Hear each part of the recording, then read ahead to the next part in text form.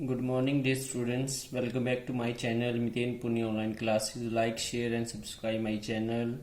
Today we have discussed about the chapter 5, Sound of 9th class, part 3. अभी तक हमने बेटे इस चैप्टर के अंदर पार्ट 1 और पार्ट 2 किया है कि जिसके अंदर हमने कैरेक्टरिस्टिक्स के बारे में पढ़ा, साउंड वेव के बारे में पढ़ा, स्पीड ऑफ साउंड के बारे में पढ़ा, उसके रिलेशंस पढ़े हैं. उसके अंदर एक छोटा सा टॉपिक और है, अगर आपने वो अच्छे से करना है, सुपरसोनिक ऑब्जेक्ट और सोनिक बूम. सुपरसोनिक ऑब्जेक्ट वो ऑब्जेक्ट्स होते हैं जो की स्पीड साउंड की स्पीड से ज़्यादा होती है, उनको हम सुपरसोनिक ऑब्जेक्ट बोलते हैं. और जो उनके अंदर से साउंड प्रोड्यूस होता है उसको हम सोनिक बूम बोलते हैं. और आज का जो हमारा वीडियो रहेगी उसके अंदर हम चैप्टर 5 के पार्ट 3 के बारे में पढ़ेंगे, reflection of sound wave and laws of reflections. आपने क्लास 8 के अंदर रिफ्लेक्शन ऑफ लाइट के बारे में पढ़ा है, सेम वैसे ही रिफ्लेक्शन ऑफ साउंड होता है. कि रिफ्लेक्शन ऑफ साउंड वेव देखिए क्या होता है, bouncing back of sound when it strike to a hard surface. जैसे कि आपने लाइट के में पढ़ा था कि जब कभी भी लाइट पॉली सरफेस से स्ट्राइक करती है तो वो उसी सेम मीडियम के अंदर दोबारा वापस आ जाती है. उसी तरीके से एक हार्ड सरफेस से जब साउंड वेव स्ट्राइक करके वापस आ जाए उसको हम क्या बोलते हैं, रिफ्लेक्शन ऑफ साउंड. तो जैसे लाइट के 2 रूल थे, ऐसे ही laws of reflection of sound भी 2 होते हैं. फर्स्ट लॉ ऑफ रिफ्लेक्शन क्या बोलता है, जो इंसिडेंट साउंड वेव है, रिफ्लेक्टेड साउंड वेव है और नॉर्मल साउंड वेव है, हमेशा ही वो एक प्लेन के अंदर लाई करती है. सेकंड रूल क्या बोलता है कि जो एंगल ऑफ इंसिडेंट है साउंड रे का या रिफ्लेक्टेड साउंड वेव का जो एंगल होता है हमेशा ही क्या होते हैं, दोनों बराबर होते हैं. Angle i is always equal to angle r. Suppose करिए कि ये एक हार्ड सरफेस है जिससे ये पॉइंट के ऊपर क्या है, जो इंसिडेंट साउंड वेव जो सरफेस की तरफ मूव करते हैं उसको हम इंसिडेंट साउंड वेव बोलते हैं. जिस पॉइंट पे स्ट्राइक करती है पॉइंट ऑफ इंसिडेंस होता है.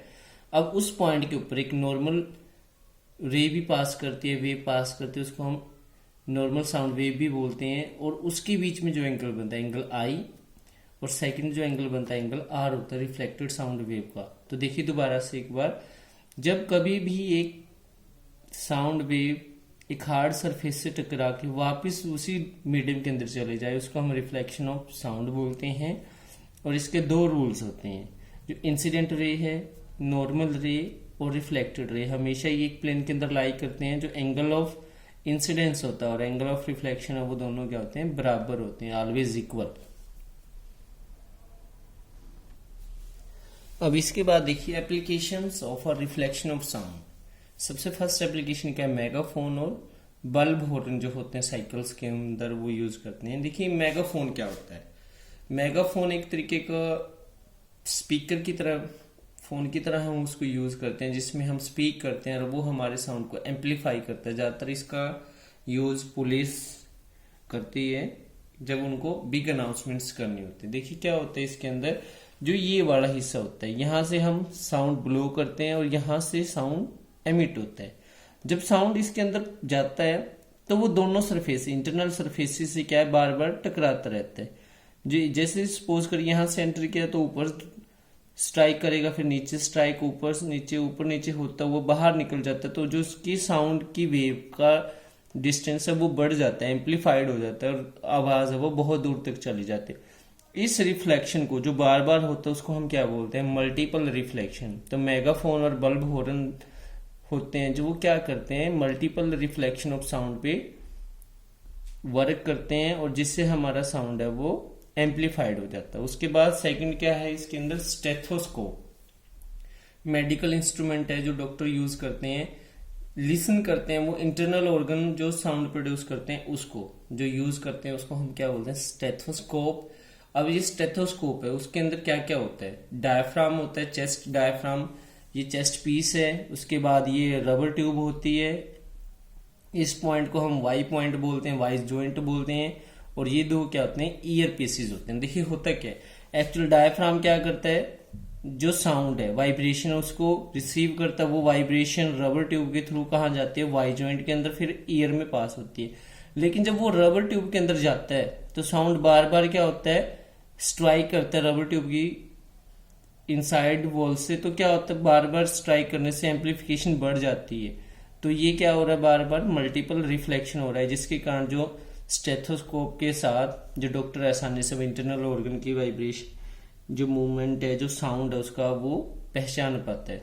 इस तरीके से जो स्टेथोस्कोप है वो भी क्या करता है, मल्टीपल रिफ्लेक्शन ऑफ साउंड पे डिपेंड करता है। साउंड बोर्ड, और इसको हम क्या बोलते हैं, करो बोर्ड्स भी बोलते हैं, के बोर्ड्स भी बोलते हैं। होते क्या है, जो बड़े बड़े हॉल्स होते हैं, ऑडिटोरियम्स होते हैं, उनके कॉर्नर में स्पीकर के सामने लगाया जाता है। ये लार्ज वॉल हॉल के अंदर लगाया जाता है। कनकेव बोर्ड भी इसको बोला जाता है, साउंड बोर्ड भी। सपोज करिए ये सोर्स ऑफ साउंड है, इसके बिल्कुल आपने पीछे क्या किया, रिफ्लेक्टर लगाया, साउंड बोर्ड लगाया। ये क्या करता है, ये सेम डायरेक्शन में क्या करता है, एम्पलीफाइड कर देता है, जिससे कि क्या होता है, जो बिल्कुल कॉर्नर में एक लार्ज हॉल के बैठे हैं वहां तक आवाज आसानी से चली जाती है। Sound board is a concave board which place behind the speaker in a large halls so that the voice can easily heard in the corner. तो साउंड बोर्ड भी किसके ऊपर डिपेंड करता है, मल्टीपल रिफ्लेक्शन ऑफ साउंड, यानी कि reflect करेगा sound को, ताकि जो कॉर्नर में बैठे हैं उन तक भी आवाज आसानी से पहुंच पाए।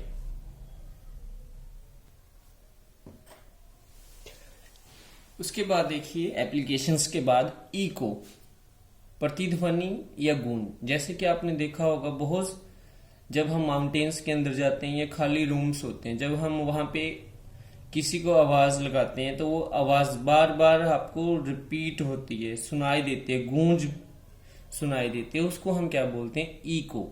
तो रिपीटिशन साउंड होता है, वो जैसे आपने बोला वही साउंड आपको दोबारा सुनाई देगा। Repetition of a sound caused by the reflection of sound wave is called an echo। Eco क्या होता है कि जो आप आवाज लगाएंगे माउंटेन के अंदर, कहीं भी खाली जगह के अंदर, खाली रूम के अंदर, तो वही आवाज आपको दोबारा सुनाई देती है, तो वो साउंड रिपीट होता है। उस रिपीटिशन ऑफ साउंड को आप क्या बोलते हैं, इको।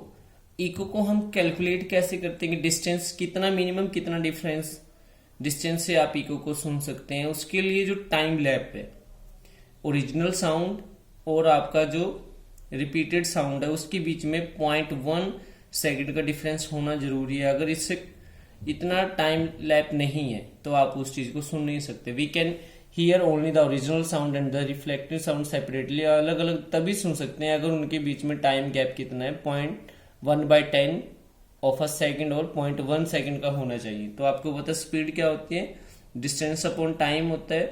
तो इन ईयर जो स्पीड है वो 344 होती है मीटर पर सेकंड। डिस्टेंस आपको पता नहीं, आप क्या कर सकते हैं, उसको टाइम को 0.1 ले सकते हैं। तो एक्स कैसे निकलेगा, मल्टीप्लीकेशन से, वो कितना हो गया 34.4 मीटर। लेकिन जो ये डिस्टेंस है ये टोटल डिस्टेंस है, मींस जो आपका साउंड गया है फिर वो वहां से स्ट्राइक होके वापिस आया, यानी डबल डिस्टेंस है ये। तो जो इको है वो तो क्या होता है, रिपीटेड साउंड होता है, इसलिए हम जो डिस्टेंस आता है उसको क्या कर देते हैं, हाफ कर देते हैं। 34.4 है, उसको 2 से डिवाइड करने के बाद कितना आएगा, 17.2 मीटर। मींस ईयर के अंदर जो मिनिमम डिस्टेंस है वो कितना होता है, 17.2। इतने डिस्टेंस तक आप इको को सुन सकते हैं।